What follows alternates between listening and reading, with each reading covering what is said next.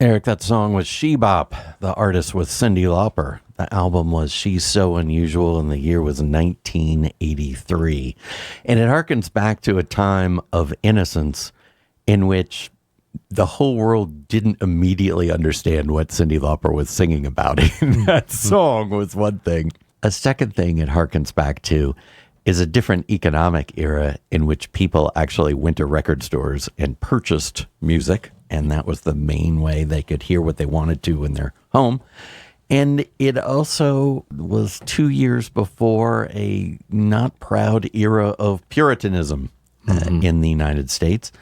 And that is what we're going to be looking at today with the radio show Just Say It With Confidence, a talk show about music.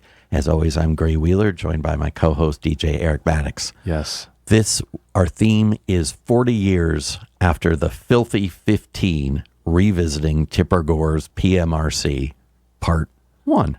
John Lydon himself said, in a world with major pollution and guns ablaze, they have to pick on someone using foul language. And I would add to that, and self-pleasuring or thinking about the occult in either an earnest or an ironic way.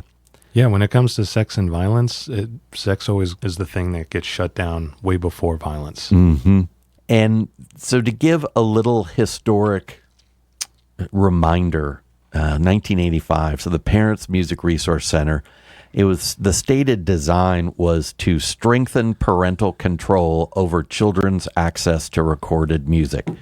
That actually was a pretty amorphous goal.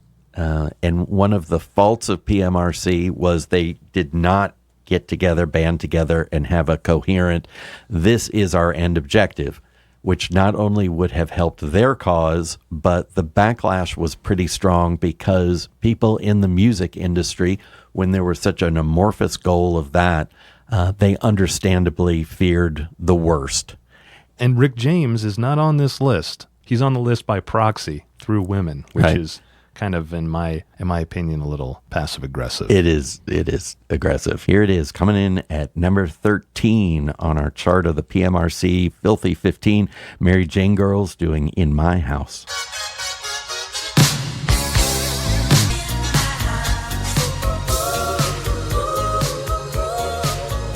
One of the senators, who was also a woman who spoke at the PMRC hearings, was Senator Paula Hawkins, Republican for Florida. And she said, quote, much has changed since Elvis's seemingly innocent times. Subtleties, suggestions, and innuendo have given way to overt expressions and descriptions of often violent sexual acts, drug-taking, and flirtations with the occult. Mary Jane Girls In My House is a very gentle euphemism of romantic intercourse. Oh, it's very, very gentle, and it's extremely funky. And I also, but I also understand that song was in the top 40 while they were compiling the list. It wasn't like an old song they found. So I almost wonder if they just kind of grabbed it to okay, this is on people's minds. Because, I mean, there is nothing. I'm sorry. I'll play that song for my kids all day long and let them dance around the house and not worry that they're going to have weird thoughts. That's crazy. That song's awesome. My two thoughts when hearing that, of course, it's a great song, but first, I think, number one, Rick James was probably jealous he wasn't on the list.